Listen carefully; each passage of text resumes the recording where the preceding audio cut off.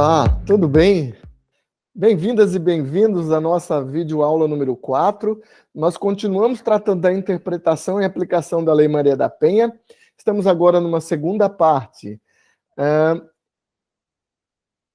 Nesta segunda parte, vamos falar um pouco sobre o papel do juiz, da juíza, na seara da violência doméstica e familiar contra a mulher. Para isso, nós vamos apresentar um slide que eu vou compartilhar com vocês. Agora sim. Então, nós vamos tratar exatamente disto. Um dos principais pontos de alerta é lembrar que quem atua na área de violência contra a mulher deve ter uma abordagem do caso por meio de uma perspectiva de gênero. Não é isso? Tanto a CIDO quanto a Convenção de Belém do Pará, a Lei Maria da Penha, elas tratam de gênero, de violência de gênero. Então, ou seja, olhar o processo, enxergar o processo com lentes de gênero, compreendendo as vulnerabilidades das mulheres, as quais nem sempre são apenas econômicas, mas sim sociais e estruturais. Né? A gente tem na apostila de vocês, da Infam, sobre a vulnerabilidade social e estrutural. Mas o que é isso? A vulnerabilidade social é caracterizada por aspectos culturais, sociais e econômicos que determinam as oportunidades de acesso a bens e serviços. A vulnerabilidade estrutural se caracteriza pela ausência dos recursos sociais necessários para a proteção do indivíduo a riscos à sua integridade e bem-estar físico, psicológico e social. É importante que nós estejamos atentos ainda e percebamos que existe diferença entre as mulheres vítimas de violência. Em razão do contexto social, geralmente as mulheres pobres, negras, indígenas, lésbicas, trans e com deficiência, elas estão numa condição de hipossuficiência e de vulnerabilidade maior do que aqui, se tratando de Rondônia, de ribeirinhos, de quilombolas, né, as mulheres da floresta, as refugiadas que aqui estão chegando. Né? Nós temos muita gente do Haiti, muita gente da Venezuela, até da Bolívia. Né? Então, assim, é importante que nós estejamos atentos às circunstâncias que permeiam cada uma dessas identidades, né? Dessas individualidades, melhor dizendo. No caso de indígenas, por exemplo, eu tive um caso assim, às vezes vocês vão ter que se socorrer da antropologia para decidir uma medida protetiva de afastamento de familiares, para saber exatamente o grau de parentesco, porque é diferente do nosso parentesco do Código Civil. É diferente. Né? Lá no sistema indígena, né, dependendo de cada um desses povos, há uma diferenciação da forma como se reconhecem como familiares. E aí, num contexto desse, em que você deve afastar familiares, você precisa conhecer, né? Ou seja, você precisa de outros saberes nessas matérias, nesses dossiês. Violência e racismo, esse recorte raciário, estamos dando às mulheres que moram, por exemplo, nas localidades ribeirinhas, ou que moram em meio à floresta, nas localidades mais distantes das sedes de nossas comarcas. Que tipo de acesso nós estamos oferecendo a essas mulheres? Não é isso? Será que elas não estão faltando ou nem estão sequer sendo encontradas para intimação, ao invés de nem vindo às nossas audiências? Veja que existe um projeto Maria no Distrito, e vocês têm o link aí que poderão acessar, que visa exatamente levar da sede da comarca de Porto Velho as audiências de instrução e julgamento para as localidades mais longínquas da sede do município, né, de forma a atender aquelas mulheres que não teriam condições de vir. Não só as mulheres, mas também réus, testemunhas. Com isso, você está dando acesso a essas pessoas, dando acesso ao direito da mulher vítima de violência. Não é isso? Veja a recente pesquisa a respeito de adolescentes pretas, né, negras, que tem 3 vezes mais risco de sofrerem, e assim aqui está a postagem, né, que vocês têm aí, a fonte, 3 vezes mais risco de sofrerem múltiplas violências. E aí, aqui fala, o acúmulo de diferentes violências é maior entre as pretas. O levantamento considerou como polivitimização os casos em que uma mesma adolescente relatou já haver sofrido os 3 eventos: bullying, violência física e relação sexual forçada. E os riscos desiguais da exposição de diferentes formas, né, de violência entre adolescentes pretas, pardas, indígenas, asiáticas e brancas no Brasil. Então, há todo um contexto de estudo aí, nesses links que você pode acessar para ter melhor acesso a esses recortes necessários e a compreensão da individualidade, das vulnerabilidades maiores que acometem essas mulheres. Transversalidade e multidisciplinariedade. O magistrado e a magistrada precisam compreender que o enfrentamento dessa violência, como eu dizia, contra a mulher é uma questão complexa e que demanda de saberes, muitas vezes, distintos daqueles saberes do direito.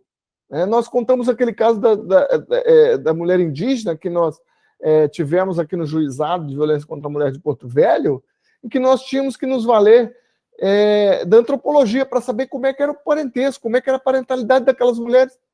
Não é igual ao do Código Civil. Então, a questão é transversal, multidisciplinar, por isso deve trabalhar em conjunto com a eventual equipe técnica, psicólogos. As referências técnicas você tem aí na Lei Maria da Penha, né? E é possível acessar cada uma das atribuições que são dadas a essa equipe, são as mais variadas possíveis, né? E, assim, de extrema importância, como já deve ter sido dito, inclusive, pela minha antecessora no curso, a professora Maria Ângela Onofre. Não é isso? Acolhimento deve ser um acolhimento humanizado, né? É importante que esse atendimento, assim como os demais envolvidos no conflito, venha fundado nessa humanização do atendimento, dada essa complexidade que envolve a situação da violência contra a mulher, que envolve, de regra, um contexto íntimo e delicado, né? E também tem reflexo no conjunto familiar. Esse atendimento humanizado não se refere apenas a um atendimento educado e cuidadoso, mas principalmente não discriminatório, respeitoso. Deve ser um atendimento que não prejulgue, sem estereótipos, não faça julgamento de valores, valorações morais dos comportamentos das partes. Não é incomum que as vítimas reclamem de perguntas discriminatórias e até preconceituosas que são dirigidas durante o atendimento estatal. E o magistrado, a magistrada deve se valer, deve velar para que isso não ocorra, né, para que essa revitimização não venha a ocorrer e para que as partes despreparem e desinformação. A Lei Maria da Penha nos remete à necessidade de especialização, nos seus artigos 3º e 8º, bem como no 31 e 33. A recomendação geral da CIDO também chama atenção para o tratamento digno e especializado pelos Estados partes. Veja que esta afirmação abaixo é anterior à edição da Lei Maria da Penha, mas retrata a forma como se houve o atendimento à mulher vítima da violência. Quando pedem ajuda, as vítimas de violência se defrontam com pessoas despreparadas e desinformadas sobre o problema que elas estão vivendo. Cada vez que um médico, um psicólogo, um assistente social, um líder religioso, um policial ou um advogado as trata com indiferença, desconfiança ou desprezo, contribuem para aumentar a violência. Quando isso acontece, as vítimas podem perder a esperança de encontrar apoio externo e acabam se recolhendo novamente ao seu inferno particular. Aí nós vemos a citação de Bárbara Soares, e tem aí na apostila de vocês. Então, cuidado também com o lugar de fala de um magistrado e de uma magistrada, porque é extremamente relevante. E a forma de atuação pode contribuir para a confiança necessária à mulher vítima de violência. Ou não. Veja que uma pergunta que normalmente nos fazem Mas por vezes a mulher ela se utiliza do processo para se vingar do marido. E aí se faz essa pergunta. A resposta a essa pergunta é: olha, nós não lidamos com exceções. A regra é que a mulher, histórica e culturalmente, é vítima de violência. E é isso que é retratado, se não em 100%, em quase isso, dos processos que nós trabalhamos. É dessa forma que nós temos que lidar. Não reforçar um estereótipo que vem da sociedade e nos vem a título de pergunta. O poder da empatia. Isso é extremamente importante. Carl Rogers descreveu o impacto da empatia em quem recebe da seguinte forma: quando alguém realmente o escuta, sem julgá-lo, sem tentar assumir a responsabilidade por você, sem tentar moldá-lo, é muito bom. Quando sinto que fui ouvido e escutado, consigo ir em frente. Repetidas vezes, as pessoas transcendem os efeitos paralisantes da dor psicológica quando elas têm suficiente contato com alguém que as possa escutar com empatia. Né? Lembra-se da síndrome de desamparado adquirido ou aprendido, que a professora Alice Bianchini nos fala? Lembra-se disso? Daquela possibilidade de que a mulher tenha uma inércia aprendida diante da reiteração da violência que ela sofre? Pois é. Então, esses efeitos paralisantes dessa dor psicológica podem, de repente, ser transpostos pelo contato de alguém que possa escutar essa mulher com empatia. Né? Então, é muito importante para que aprimoremos as nossas fórmulas de atendimento. Conceitos importantes, né, em se tratando de violência contra a mulher. Vitimizar. Tornar alguém alvo de alguma experiência negativa, ruim, praticada por outra pessoa. Revitimizar. É a vivência repetida da violência. Repetição do relato da violência sofrida. Reiteração de ter que relatar, de ter que falar. Ou então, revitimizar é tratar com estereótipos já no meio oficial do sistema de justiça, por exemplo, ou no sistema de saúde, como nós falamos agora há pouco, daquela frase que foi dita a respeito do sistema de saúde, de advogados, né, do não atendimento acolhedor, especializado, empático. Né? Atendimento acolhedor, não invadir a fala da mulher, deixar que ela fale, não desacreditar, não culpabilizar ou responsabilizar a mulher. Não fazer isso no contexto de sua fala de jeito nenhum. Né? É ouvir é o melhor de tudo, né? Ouvir com atenção, com cuidado, com empatia. E o nosso papel institucional é proteger, auxiliar a mulher a romper a violência repetida, a vivência repetida dessa violência. Então, o atendimento não revitimizador, para que ele ocorra, é importante considerar que a mulher, independentemente da primeira percepção do profissional, pode estar em situação de vulnerabilidade. Nós tivemos um julgado certa feita a respeito de uma artista, né, que o tribunal reconheceu que ela não poderia ser vítima porque não era uma pessoa hipossuficiente ou vulnerável, já que era uma artista global. Evidentemente que essa compreensão não pode ser, como não foi, admitida pelo Superior Tribunal de Justiça e jamais seria pelo Supremo Tribunal Federal, com toda certeza, porque choca, vai de frente com a Lei Maria da Penha, convenções e tratados internacionais. Temos que desconstruir as crenças e os mitos que alimentam a negação, minimização e banalização da violência. Oferecer uma escuta ativa e qualificada, olhar diferenciado sobre a violência doméstica e familiar contra a mulher. Estimular sentimento de confiança e segurança da mulher. Orientar com clareza e objetividade sobre o processo criminal e o pedido de medidas protetivas. Uma linguagem neutra, uma linguagem não sexista, inclusive nas nossas decisões. Cuidado com o artigo 59 do Código Penal, quando a gente vai falar da motivação do crime, quando a gente vai falar da conduta da vítima, se ela de alguma forma teria contribuído, né? Cuidado com isso, né? Cuidado com o modo de falar. E devem impedir também que as partes o façam. Agora nós estamos num sistema acusatório em que, inclusive, as partes fazem perguntas diretas. Então é muito cuidado, nós temos que presidir uma audiência com extrema atenção para que essa revitimização, que essa violência oficial não ocorra, né, diante dos nossos olhos. Adequar a linguagem jurídica, proferindo uma linguagem neutra, não estereotipada, né? Por exemplo, agindo assim, o réu agrediu injustificadamente a vítima. Injustificadamente? Como assim? Né? Não fazer valoração moral. Quer dizer, o injustificadamente quer dizer que se justificar, ela mereceu, aí pode, percebem?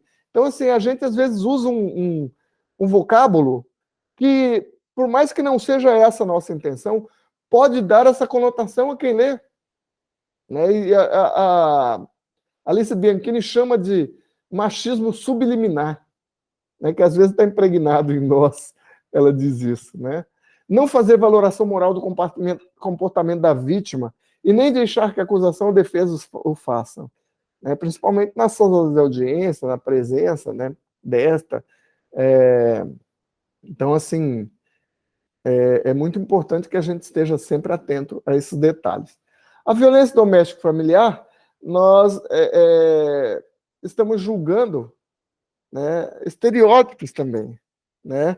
Estereótipos são visões generalizadas ou pré-concebidas sobre atributos ou características dos membros de um grupo em particular, e as mulheres aqui que nós estamos retratando, né? Os papéis sociais atribuídos a ela. Os danos decorrentes da estereotipação de gênero são vários, vão desde a negação de benefícios até a degradação, marginação e desrespeito à dignidade das pessoas, alvo desses estereótipos.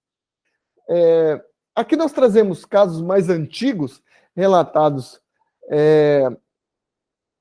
num artigo. Aí vocês vejam que a autora do artigo fala assim: quem cala consente, mas quem grita também. E ela achou, numa RT número 429, o seguinte: uma jovem estuprada há de se opor razoavelmente à violência, não se podendo confundir nessa repulsa quem nada faz além de gritar, e nada mais. Ora. Né? Isso é desconhecer totalmente, que me desculpem os prolatores da decisão, né? Me desculpem, mas assim, é desconhecer totalmente a violência, o contexto da violência pela qual passa a mulher. É lógico que nós estamos falando de uma RT 429, quando já deve estar na 800, né? Então são muitos e muitos anos atrás, até décadas. Né? Mas isso efetivamente nós hoje não podemos reproduzir. E o seguinte: o dissenso da vítima há de ser enérgico, resistindo ela com toda a sua força ao atentado. Não se satisfaz com uma posição meramente simbólica, um não querer sem maior rebeldia. E a narrativa da querelante, posto que partir de mulher honesta, né, mais um estereótipo, né, conduz à convicção de que não se utilizou ela de meios para evitar a consumação do atentado. Então, assim, se ela ficar estática, por exemplo, se ela ficar em choque, em estado de choque, e for estuprada, por essas decisões aqui, efetivamente o seu algoz será absolvido. O que é mais uma, né, diga-se de passagem, violência contra essa vítima. Né? E aí um caso de estupro em creche domiciliar, né? Fatos lamentáveis que atingiram a menor, fruto do amor desregrado, civil, comercializado de sua mãe. Veja que, para falar do fato do estupro daquela criança, o colega teve que falar de onde ela foi gerada, de que forma ela foi gerada, ofendendo a mãe desta. Percebem? Isso é totalmente despropositado.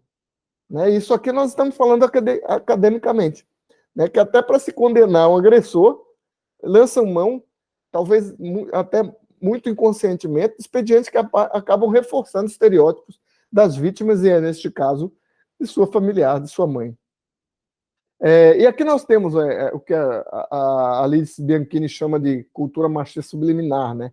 Não pode a mulher ficar à mercê do marido que injustificadamente, a agride reiteradamente. Quer dizer, se fosse uma vez só ou duas, você percebe que isso é impregnado na gente. E talvez a gente não perceba quando escreve. Então temos que tomar esse cuidado, na é verdade. Aqui mais um.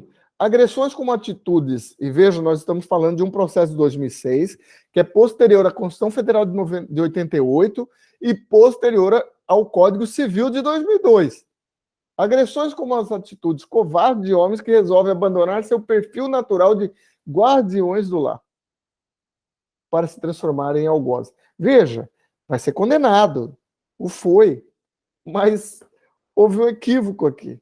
Quem é guardião do lar? Segundo a Constituição de 88 e segundo o Código Civil, percebem? Né? Tanto o homem quanto a mulher. E aí nós temos outros mais ofensivos. Né? O Tribunal de Justiça do Mato Grosso do Sul, um desembargador, falou que era uma lei travestida de vingança social, a Lei Maria da Penha. E assim, e outro ainda falou, ora, a desgraça humana começou no Éden, por causa da mulher. Todos nós sabemos. Mas também em virtude da ingenuidade, da tolice, da fragilidade emocional do homem. Veja, coloca a mulher como algoz lá no Éden e o homem como o ingênuo, o tolo, o frágil emocionalmente. O mundo é masculino. A ideia que temos de Deus é masculina. Jesus foi homem. Onde é que está o Estado laico? É a pergunta que eu faço. Na verdade, como colocar frases, né, linhas inteiras dessa forma? É impossível, né? Isso é extremamente ofensivo e reforça estereótipos e mais do que isso, né? A condição de mulher é totalmente inferiorizada. Perguntas e afirmações que fazem as mulheres. O que a senhora fez para ele bater na senhora? Por que você não denunciou da primeira vez que ele te bateu? Por que não separa dele? Ela provocou? É mulher de malandra, ele se merece. Quando descobriu que ela tinha um amante, ele perdeu a cabeça. Perdeu a cabeça? Separa. Não tem que agredir, não tem que violar, não tem que violentar. Ficou desesperado pelo amor não correspondido e acabou fazendo uma loucura. São justificativas, vejam. São perguntas e afirmações que fazem contra as mulheres. Cuidado, porque as perguntas estão sendo feitas agora no nosso sistema de forma direta, né, pelas partes. Então, nós temos que presidir uma audiência com todo esse cuidado. Perguntas ainda feitas à audiência. Pergunta revitimizadora. Por que ele agrediu você? Está revitimizando. A adequada é o que aconteceu? A senhora pode nos dizer? Revitimizadora. O que você acha que podia fazer para evitar essa violência? A pergunta adequada, como aconteceu a violência? Revitimizadora. Você quer que seu companheiro seja processado? Jogando nas costas dela mais esse peso, esse fardo, um saco de 50 quilos nas suas costas. Perguntas adequadas. A senhora conhece os trâmites legais? A senhora sabe que não é responsável pela ação do seu companheiro?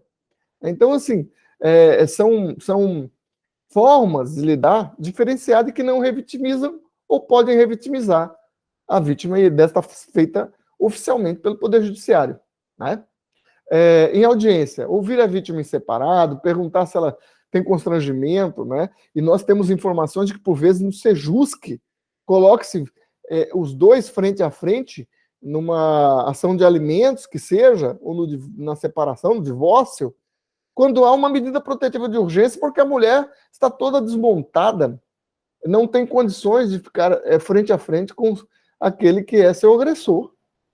Nos casos que couber retratação, indagar a mulher e pressentir se ela não está sendo coagida e não aceitar a retratação se tiver indícios de que isso esteja acontecendo. Encaminhar a equipe multidisciplinar quando necessário. Indeferir perguntas que desqualifiquem a mulher ou que reforcem esses estereótipos de gênero. Depoimento da vítima e de testemunhas ainda. Devem ser diretas e objetivas as perguntas, evitar questionamentos que levem à emissão de juízo de valor, atentar às perguntas que tentem expor a intimidade e privacidade da vítima, finalidade de depreciar ou macular a imagem da vítima, elas visam justificar a conduta do agressor. Sempre, né? Essa é a tentativa, justificar uma conduta em detrimento da própria vítima, tentando desfigurar a vítima moralmente, desconfigurar a vítima, né? Então, isso não deve haver, inclusive, segundo recomendação 33, vocês vão fazer trabalho a respeito disto. Enunciado do Fonavide a respeito do júri, diz que a plenitude da defesa do júri deve se conformar ao disposto no artigo 7º-E da Convenção Interamericana para prevenir, punir e erradicar a violência contra a mulher, que é a Convenção de Belém do Pará, e também ao disposto no capítulo 9, itens 9.1.2, 9.1.3, das diretrizes nacionais para investigar, processar e julgar com perspectiva de gênero as mortes violentas do Poder Judiciário, ou melhor, as mortes violentas de mulheres, de feminicídio, sendo recomendável ao juiz, presidente, considerar como excesso de linguagem argumentos violentos ou ofensivos à dignidade da mulher por questões de gênero, devendo interferir nos termos do artigo 4973 do Código de Processo Penal e artigo 10A da Lei 11.340, de 2006. Finalizando, então, nós precisamos, em resumo, ter lentes de gênero, reconhecendo a simetria. Nós vamos falar mais sobre lentes de gênero já, em outra aula. Mas, assim, reconhecendo a simetria existente entre homens e mulheres, histórica e cultural. Reconhecer a complexidade da violência de gênero contra a mulher, inclusive das diversas especificidades das vítimas, as suas diferenças e individualidades, como já falamos. Especializar o atendimento, preparo e informação. Atender com acolhimento e empatia, sem reforçar estereótipos e nem permitir valoração moral e julgamento da vítima. Não é ela que está sendo julgada, né? Não incidir de forma alguma em revitimização. É isso, chegamos ao fim desta aula. Muito obrigado pela atenção. Nos veremos em breve.